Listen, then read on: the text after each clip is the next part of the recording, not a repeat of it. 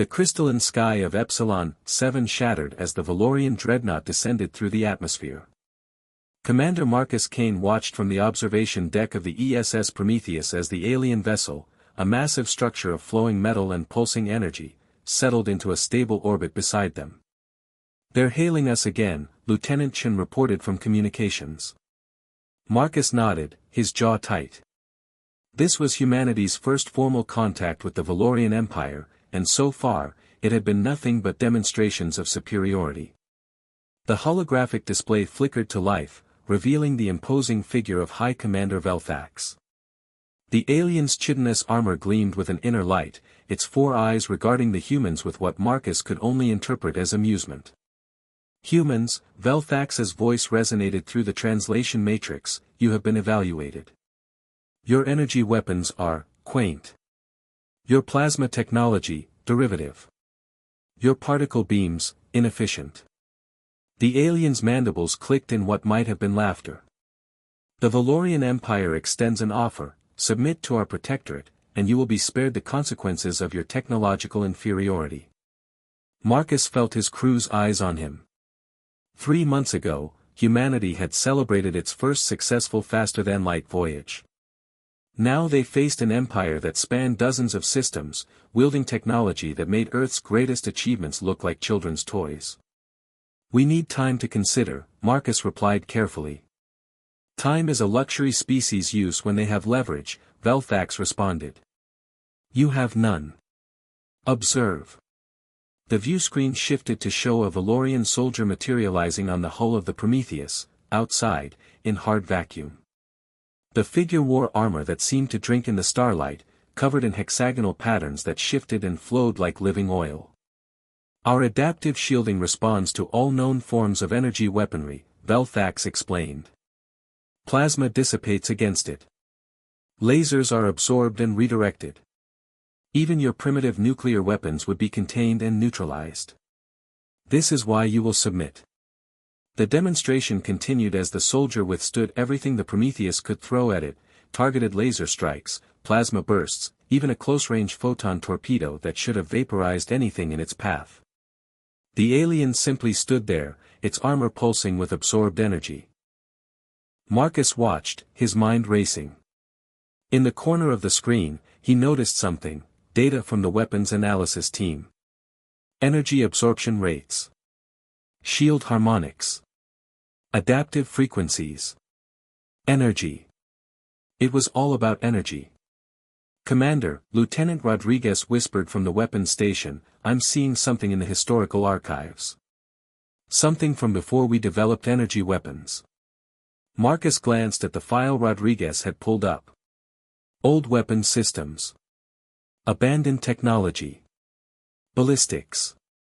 A slow smile crossed Marcus's face as an idea, a desperate, possibly insane idea, began to form.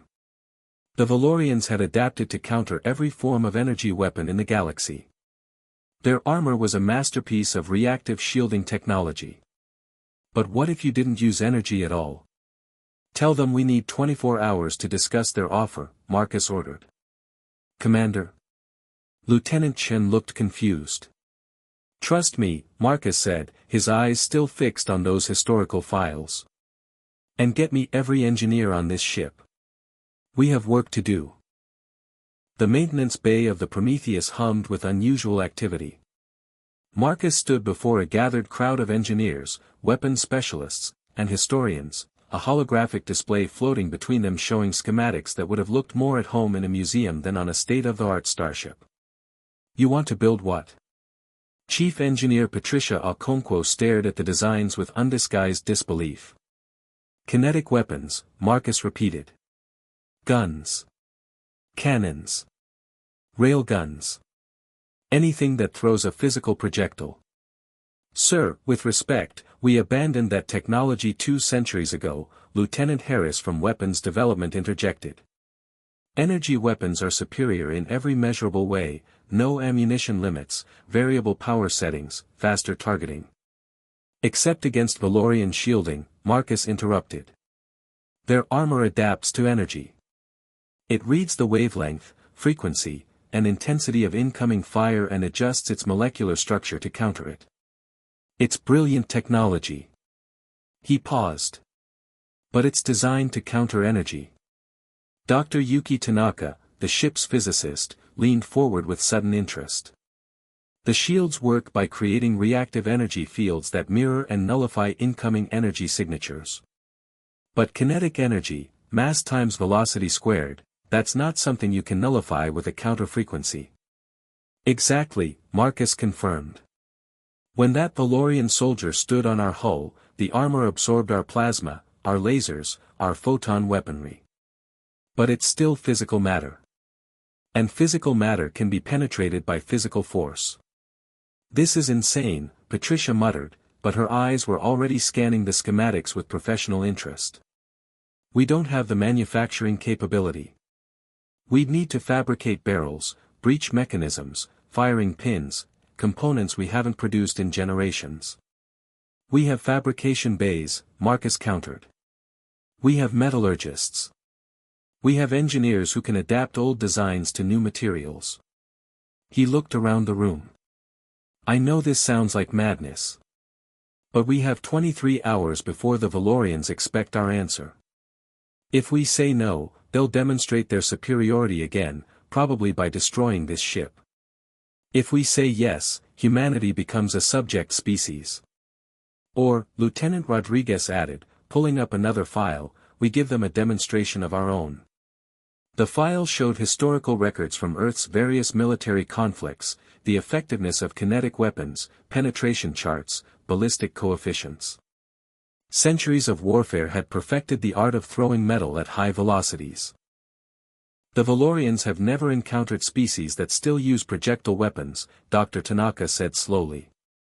Every civilization they've absorbed had already made the transition to energy-based warfare. It's a logical progression, cleaner, more efficient, more powerful. Which makes it predictable, Marcus finished. Their entire defensive doctrine is built around countering what every advanced species uses.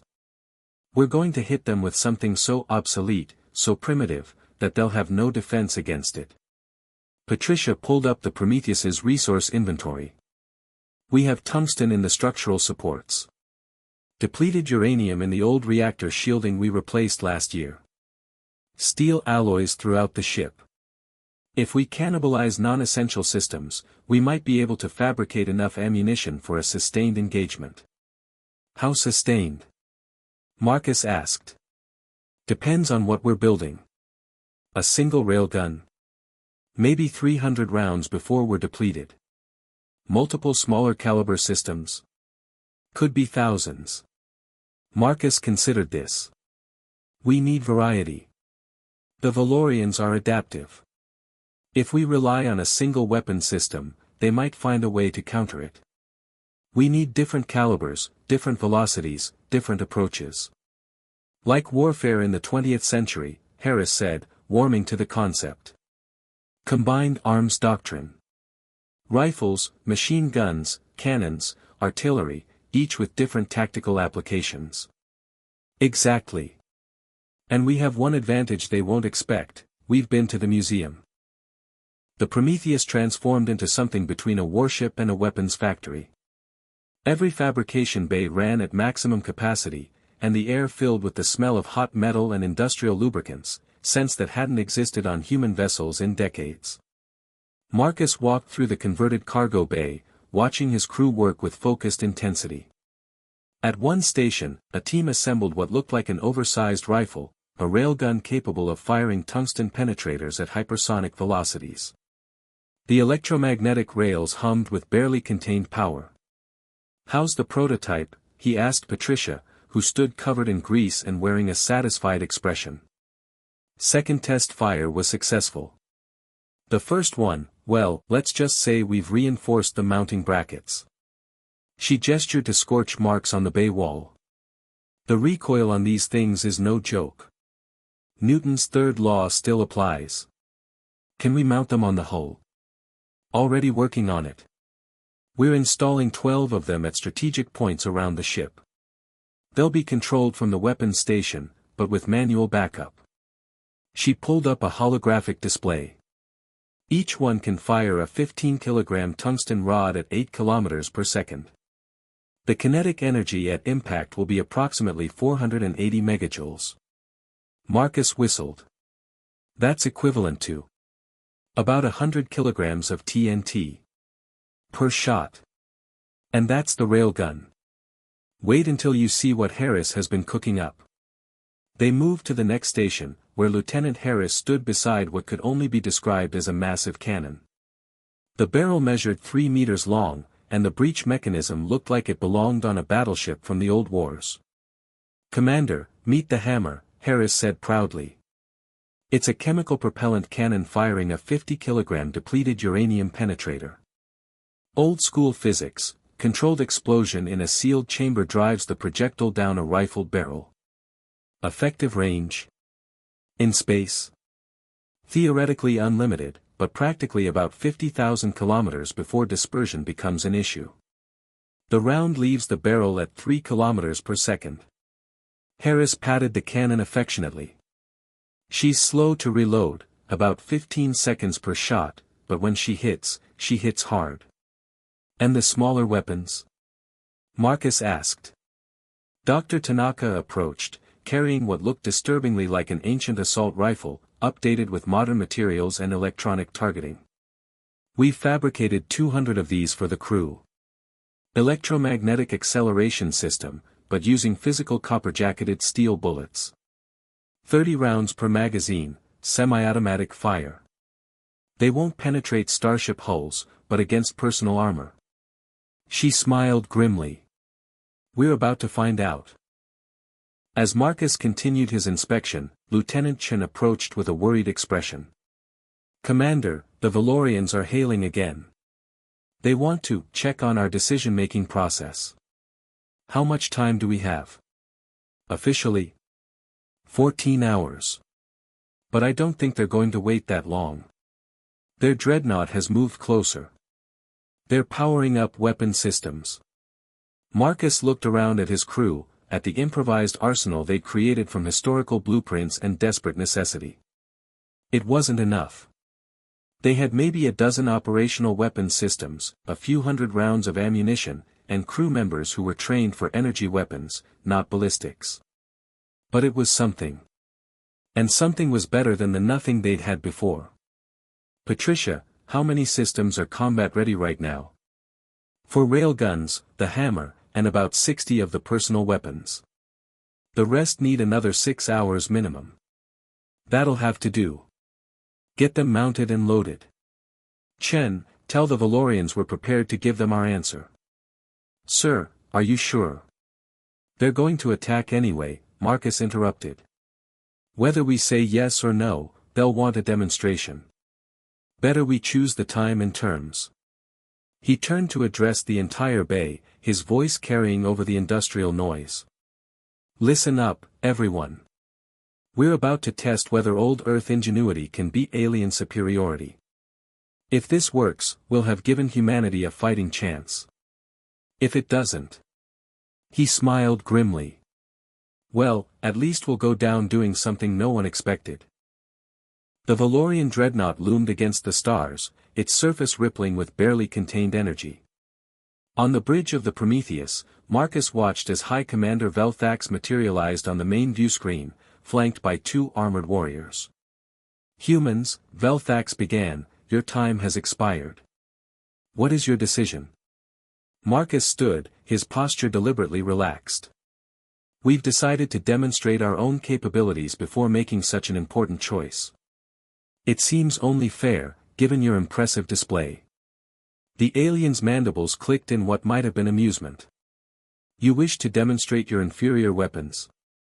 This is acceptable. It will reinforce the wisdom of submission. Lieutenant Rodriguez, target the debris field at Mark 7-3, Marcus ordered. A cluster of asteroids tumbled lazily in the distance, remnants of a shattered moon.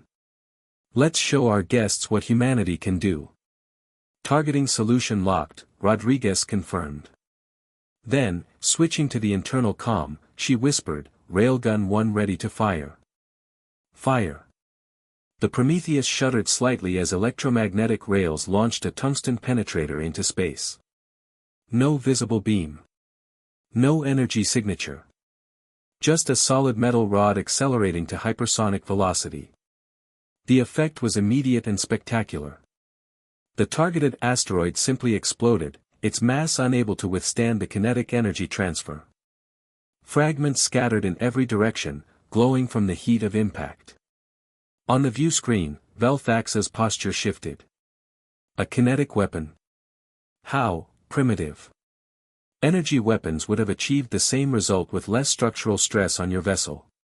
Perhaps, Marcus agreed. But I'd like to demonstrate our full arsenal. With your permission, of course.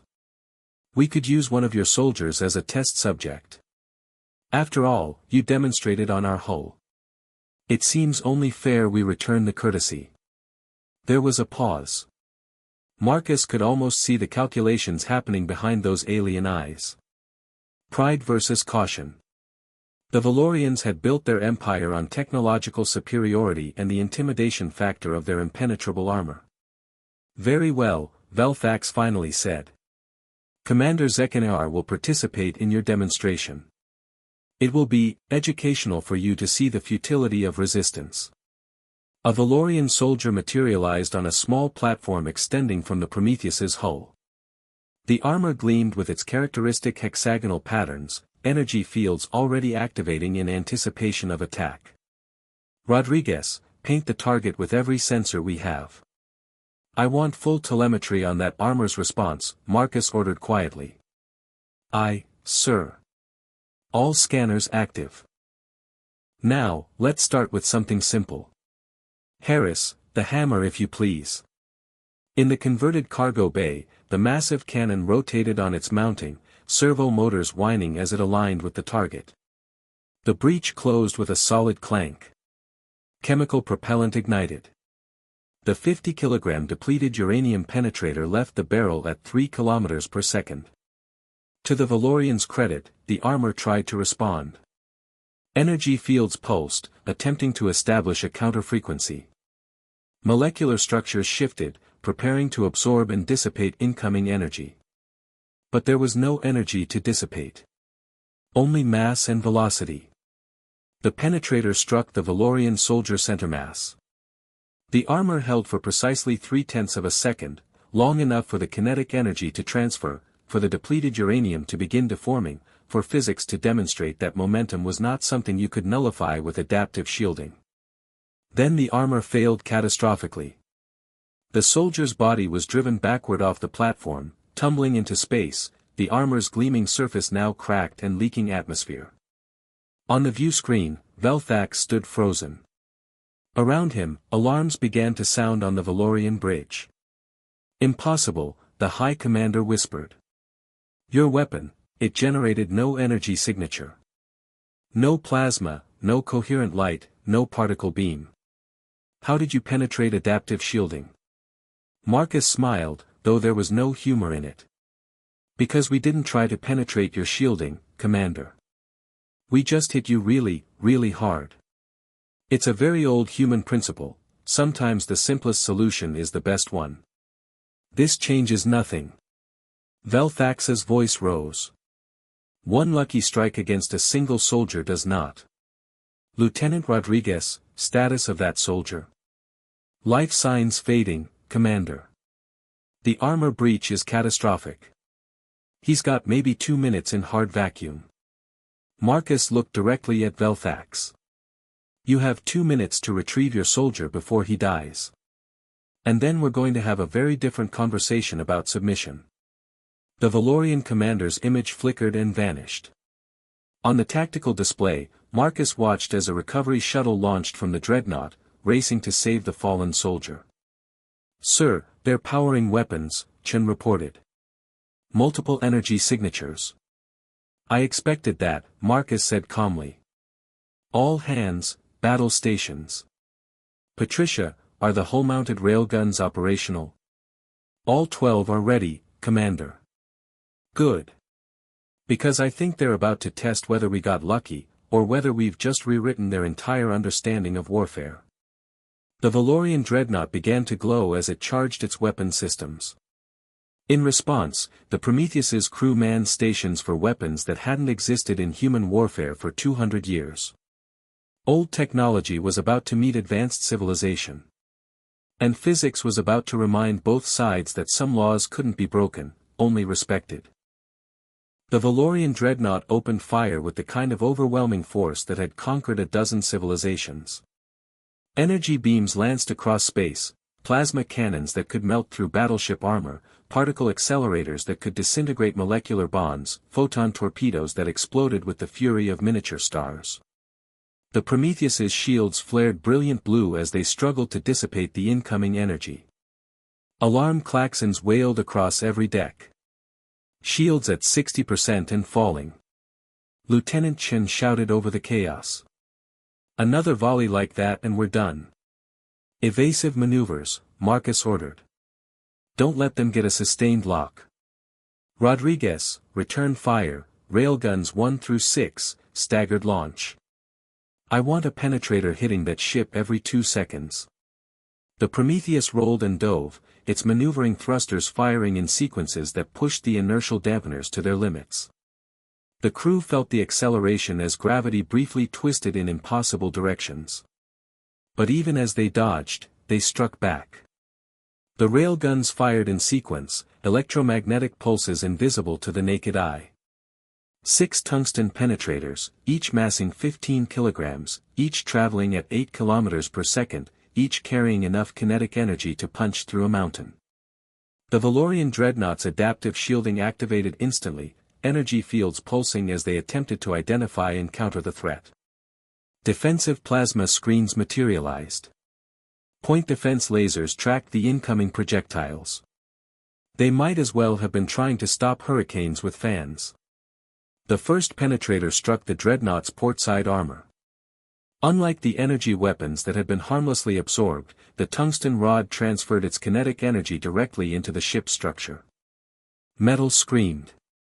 Hull plating buckled. The impact point glowed white-hot from friction as the penetrator drilled through 3 decks before its momentum was finally arrested. 5 more impacts followed in rapid succession. Each one punched through shields that had never been designed to stop physical projectiles. Each one carved a tunnel of destruction through the alien vessel's interior. Direct hits. Rodriguez reported, her voice filled with disbelief. Their shields aren't adapting. They can't adapt. It's like shooting through paper. On the tactical display, the Valorian dreadnought's perfect formation broke apart. The ship began listing, secondary explosions blossoming along its hull where penetrators had struck critical systems. They're hailing us, Chen reported. Audio only. Put them through. Velthax's voice came through the speakers, no longer confident and mocking. Now there was something else, something that might have been fear. Cease fire. Humans, cease your fire. You fired first, Commander, Marcus replied coldly. You attacked a vessel under flag of truce. Why should we stop? Your weapons, they ignore our defenses. This is impossible. No civilization fights this way. Every civilization fought this way once, Marcus said. We just never forgot how. Harris, load the hammer with the armor-piercing round. Let's give them something to really worry about. In the cargo bay, the massive cannon rotated toward the dreadnought. The special round, a depleted uranium penetrator with a hardened tip designed to defeat thick armor, was loaded into the breech. Chemical propellant cartridges were inserted. Hammer ready, Harris reported. Target acquired. Fire. The cannon's recoil sent shudders through the Prometheus's frame. The penetrator crossed the distance between ships in seconds, and this time Marcus had targeted the dreadnought's main reactor housing, the massive energy core that powered the Valorian vessel's shields, weapons, and engines. The armor-piercing round struck with surgical precision. It penetrated the outer hull, drove through 3 layers of internal armor, and finally reached the reactor chamber itself. The depleted uranium, heated to incandescence by friction, pierced the reactor's containment field. What followed was not quite an explosion, the Valorian containment systems were too good for that.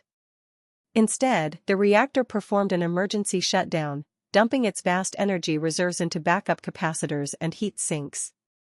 The dreadnought went dark, its shields collapsing, its weapons falling silent. Dead in space. Target disabled, Rodriguez reported quietly. Their reactor is offline. They're running on emergency power only.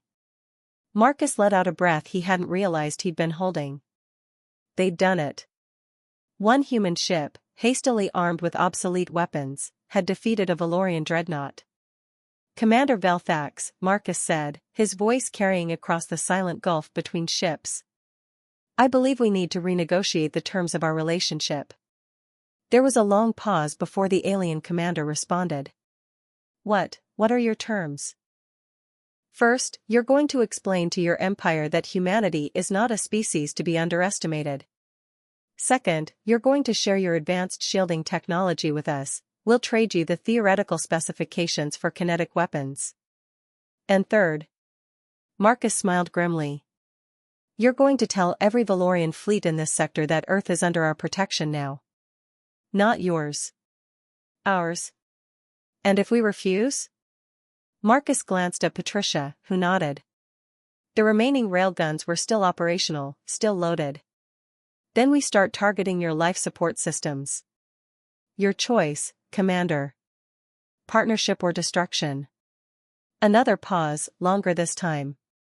Marcus could imagine the calculations happening on the disabled dreadnought, the realization that their technological superiority had just been countered by something as primitive as throwing metal really fast.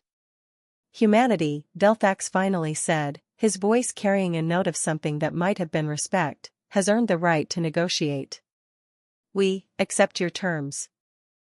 The conference room aboard the Prometheus had been hastily cleaned for diplomatic negotiations. Commander Velthax materialized at one end of the table, accompanied by two advisors. His armor, Marcus noted, showed visible repair work from their earlier encounter. Before we begin formal negotiations, Velthax said, his four eyes studying the humans carefully, I must understand. How did you conceive of using kinetic weapons? The progression of military technology is universal, chemical propellants to nuclear devices to energy weapons. Every civilization follows this path. Why did humanity retain knowledge of primitive ballistics? Marcus exchanged glances with Dr. Tanaka, who cleared her throat. Commander, may I answer that? At Marcus's nod, she continued. We didn't retain it for military purposes. We kept it for historical reasons. Humans are sentimental about our past. We maintain museums, archives, detailed records of everything we've ever created. When we transitioned to energy weapons, we didn't destroy the old designs, we preserved them. Inefficient, one of Velthax's advisors muttered. Data storage wasted on obsolete technology. Maybe, Dr. Tanaka agreed. But it saved us. And it revealed something important about the Valorian Empire's doctrine. She pulled up a holographic display showing the analysis from their battle. Your adaptive shielding is magnificent technology, truly impressive. But it's over-specialized. You've optimized for countering energy weapons to such a degree that you've created a critical vulnerability. Velthax's mandibles clicked in what Marcus had learned to recognize as discomfort. This vulnerability, other species will discover it.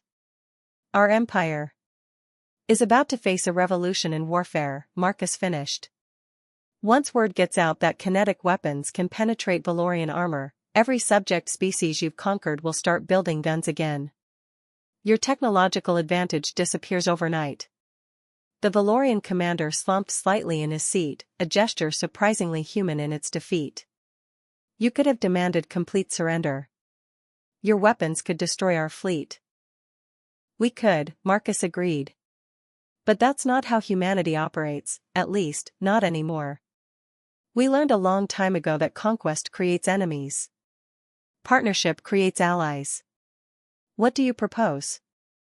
Lieutenant Chen activated another display, this one showing technical specifications. A technology exchange. You teach us about your adaptive shielding, your FTL drives, your energy generation systems. We teach you about kinetic weapons, ballistic targeting, and perhaps most importantly, redundancy in military doctrine. You would arm us? Delthax looked genuinely confused. Even knowing we attacked you? We'd be arming ourselves too, Patricia pointed out. The technology exchange works both ways. Eventually, both sides will have energy weapons and kinetic weapons, shields and armor. It'll create a more stable balance. Dr. Tanaka leaned forward. Commander, can I ask you something? In all the civilizations the Valorians have encountered, have you ever faced one that surprised you? That did something completely unexpected? Delthax was silent for a long moment. No, he finally admitted. The pattern is always the same. We demonstrate superiority. They submit or are destroyed. The technology gap makes resistance futile. Until now, Marcus said. We surprised you because we approached the problem differently. We didn't try to beat you at energy weapons, we changed the game entirely. He stood, walking to the viewport where the damaged Valorian dreadnought was visible against the stars. That's humanity's real strength, Commander. Not our weapons, but our ability to think laterally. To look at a problem from angles no one else considers. And you offer this to the Valorian Empire? We offer partnership, Marcus corrected. Full alliance, with Earth as an equal member, not a subject species. You get access to our creative problem-solving, our historical knowledge, our different perspective. We get your advanced technology and a place in the galactic community. One of Delthax's advisors spoke up. The High Council will never accept this. Humanity defeated us through treachery. Through ingenuity, Delthax interrupted sharply. They used weapons we had never considered, tactics we had never encountered. That is not treachery. That is. He paused, searching for words. That is the kind of thinking our empire has lacked for 1,000 years. The advisor fell silent, but Marcus could see the resistance in his posture. Change, he realized, wouldn't come easily to a civilization built on technological superiority and military dominance. Commander, Marcus said carefully, I understand this is difficult. Your empire has operated one way for centuries. But consider this, somewhere out there might be another species even more advanced than the Valorians. Another empire with technology you can't counter. Wouldn't you want allies who think differently? Who might see solutions you can't? Delthax's eyes met Marcus's, and something passed between them, understanding between warriors who'd faced each other in battle and found mutual respect. I will present your proposal to the High Council, Delthax said finally. I cannot guarantee their acceptance, but... He gestured to the damaged dreadnought. I believe recent events will make a compelling argument. That's all we ask, Marcus replied. A fair hearing. As the Valorian commander and his advisors prepared to transport back to their ship, Delthax paused. Commander Kane, one final question. When you conceived this plan, using kinetic weapons against our shields, did you know it would work? Marcus smiled. Not at all. It was a desperate gamble based on theoretical physics and historical data. We could have been completely wrong. Yet you proceeded anyway. Because doing nothing guaranteed failure. Taking a chance at least gave us hope. Marcus extended his hand in the human gesture of respect. Sometimes, Commander, the biggest risk is not taking one at all. Delthax studied the offered hand, then reached out with his own three-fingered appendage. The grip was awkward but sincere. Humanity, the Valorian said, is indeed a surprising species. I begin to understand why you survived long enough to reach the stars. 3 months later, the diplomatic compound on Earth's orbital station buzzed with activity. Representatives from a dozen species mingled in corridors designed to accommodate wildly different physiologies. The Valorian High Council had sent an entire delegation, and what had begun as one ship's desperate gambit had evolved into something far larger. Marcus stood at the observation deck, watching construction ships assemble a new class of vessel, one that incorporated both human and Valorian design principles. Energy weapons and kinetic weapons. Adaptive shielding and ablative armor. The best of both approaches. Impressive, isn't it? Lieutenant Chen joined him at the viewport. 6 months ago, we didn't even know aliens existed. Now we're building warships together. Not warships, Marcus corrected gently. Explorers. Defenders. The treaty specifically prohibits purely military vessels. A warship by any other name, Chen smiled. But I take your point. Partnership, not conquest. Dr. Tanaka approached, carrying a data tablet filled with equations. Commander, you should see this. The Valorians' FTL equations combined with our kinetic weapon targeting solutions have created something remarkable. We can now fire projectiles through hyperspace. Marcus turned. Explain. Imagine opening a wormhole, firing a penetrator through it, and closing it before the enemy even knows they've been targeted. No travel time, no warning, just instant kinetic strikes across light years. She paused. The Valorians never thought to try it because they didn't have kinetic weapons. We never thought to try it because we didn't have FTL technology sophisticated enough. Together, we created something neither could achieve alone, Marcus finished. He looked back at the construction ships.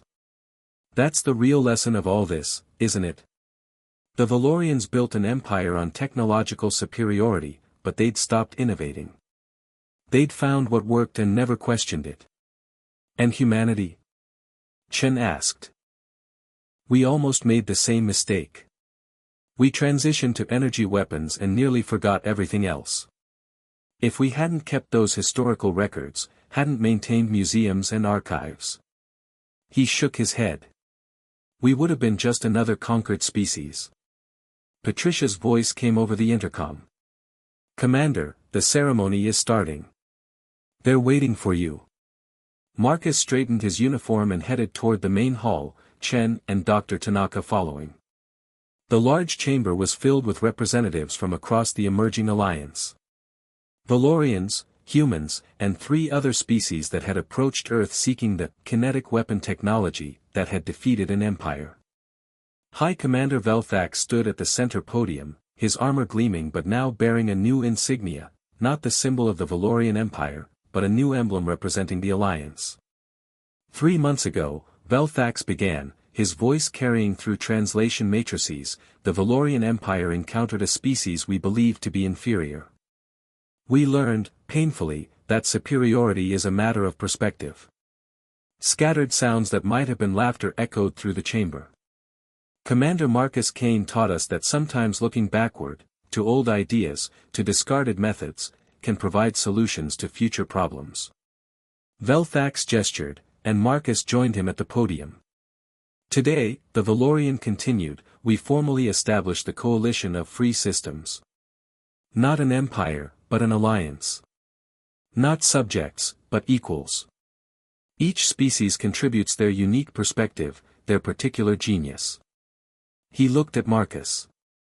And humanity's genius, we have learned, is to see possibilities where others see only obsolescence.